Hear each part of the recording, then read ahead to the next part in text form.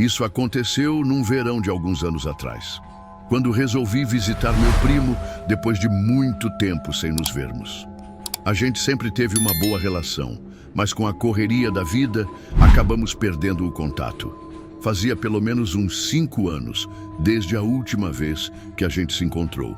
Ele morava numa vila pequena, bem no meio do nada, cercada por uma floresta densa e antiga. O tipo de lugar que parece saído de outro tempo, onde ainda se vive de forma simples, quase isolada do resto do mundo. A internet por lá, se é que dá para chamar de internet, é praticamente inexistente. Sinal de celular só em alguns pontos da vila, e mesmo assim, com sorte. Antes de viajar, eu mandei uma mensagem de texto para avisar que estava indo. Não tive resposta, mas não achei estranho. Já sabia como era o esquema lá. Às vezes, a mensagem só chega dias depois, se chegar. Então segui viagem mesmo assim, confiando na ideia de que eles estariam me esperando. Mas aí começou a dar tudo errado. Me atrasei para o trem por causa de um engarrafamento absurdo. O próximo só saía muito mais tarde. E quando cheguei na estação mais próxima da vila, já era noite. E claro, como ninguém recebeu minha mensagem, ninguém estava me esperando. A estação era pequena e meio abandonada, sem funcionários, sem viva alma por perto. Só uma lâmpada fraca piscando e aquele silêncio opressor, típico de lugar esquecido. A vila do meu primo ficava a uns 7 quilômetros dali, atravessando um trecho de floresta por uma estrada de terra que eu só conhecia vagamente das lembranças da infância. Fiquei ali parado por uns minutos pensando, dormir naquela estação? Nem a pau.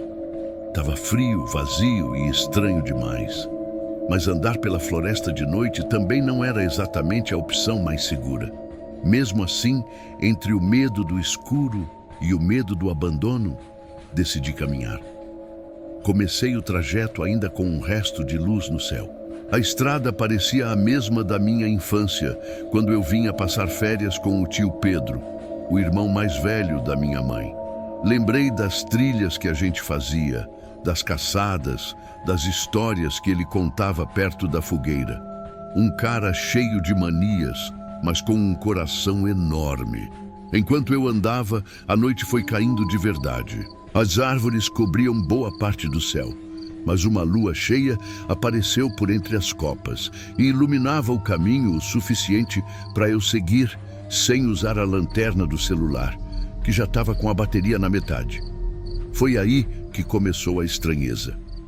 Depois de quase meia hora caminhando, percebi que não estava mais na estrada. Sem nem perceber, tinha saído do caminho principal e fui parar na margem de um rio que, com certeza absoluta, não existia naquela área. Fiquei ali, parado, tentando entender o que tinha acontecido. Não tinha pegado nenhum desvio, nenhuma bifurcação. Como eu tinha me desviado tanto.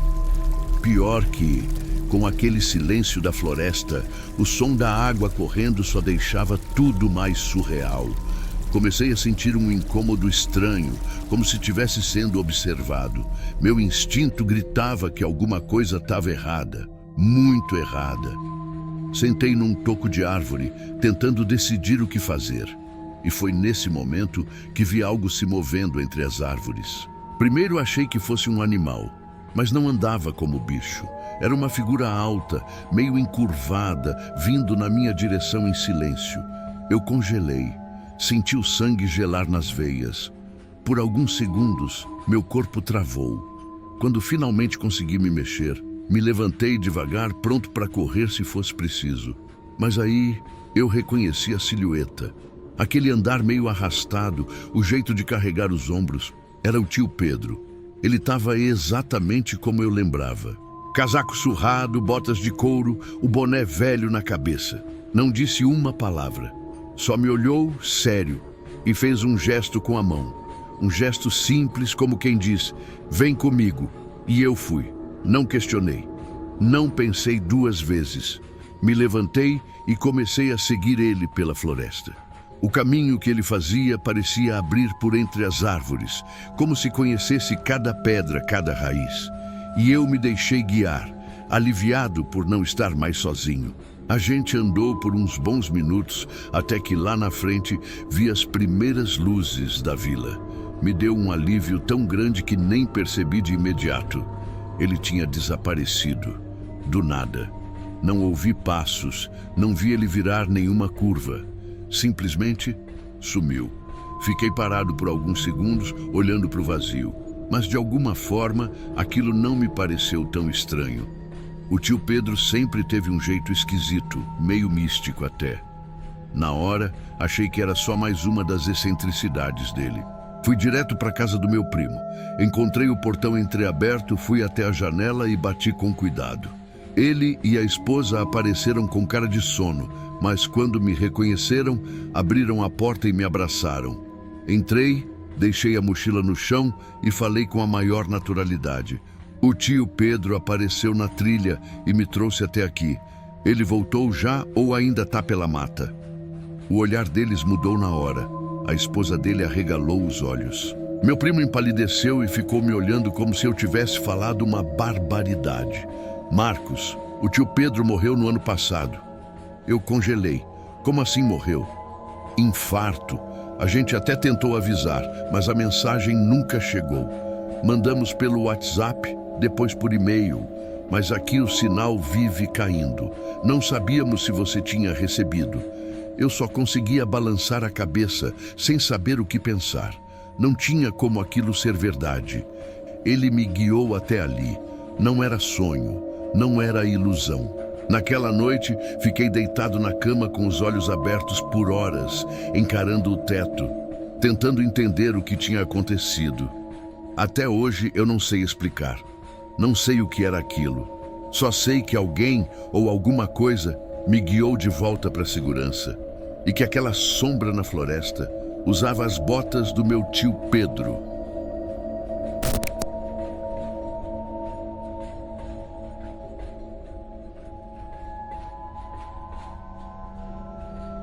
Tenho 16 anos e trabalho num supermercado pequeno aqui perto de casa.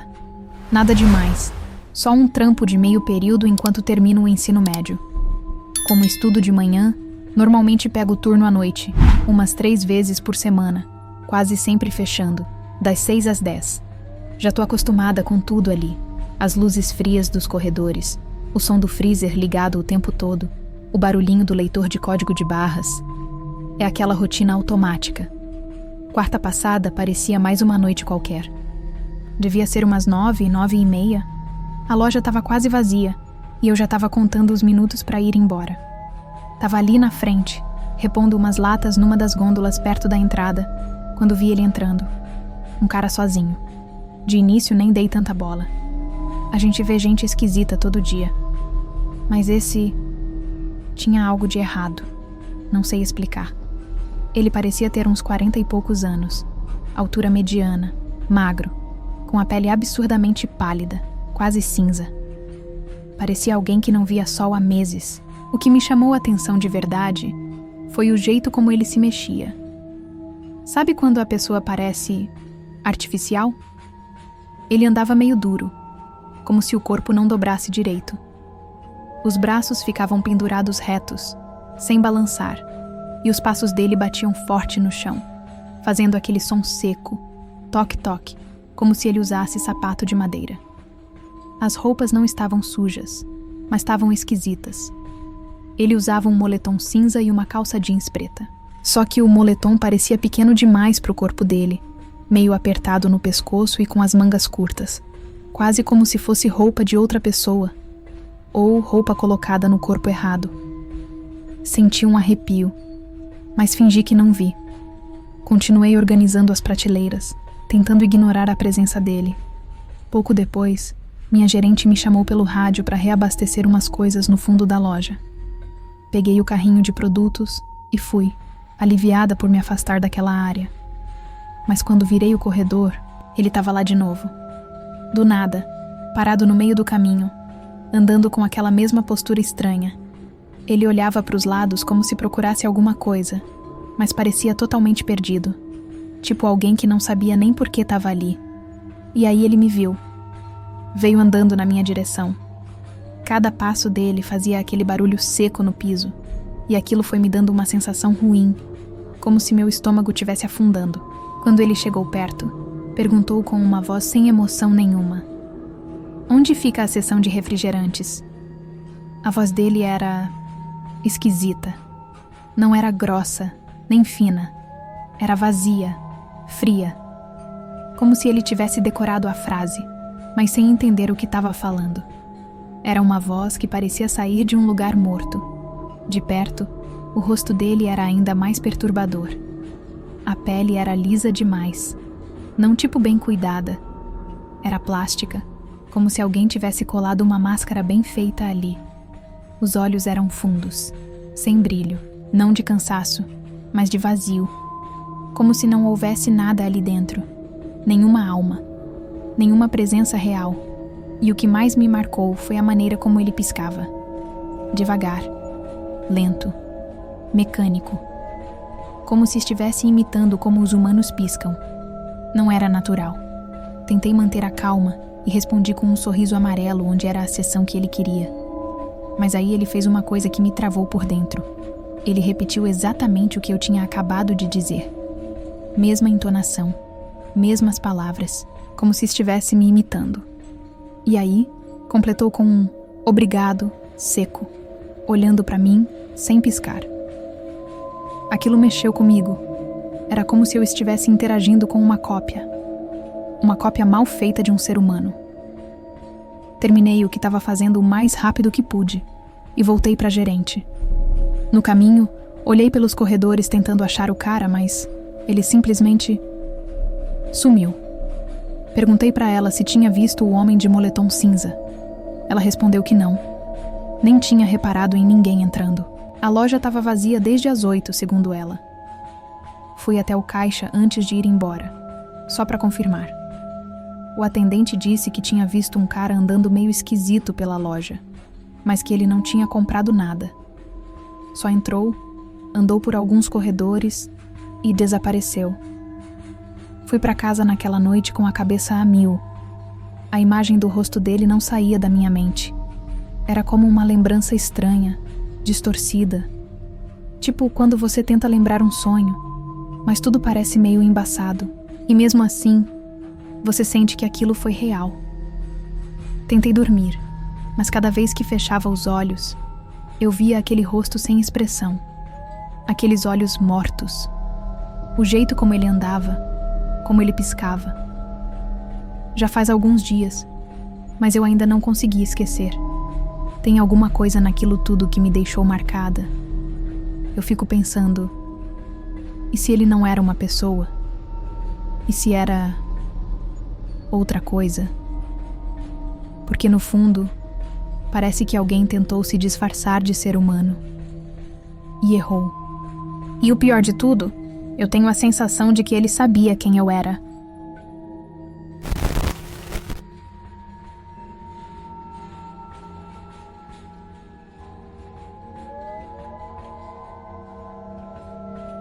Eu morava com minha mãe em uma área bem afastada, no interior do Paraná.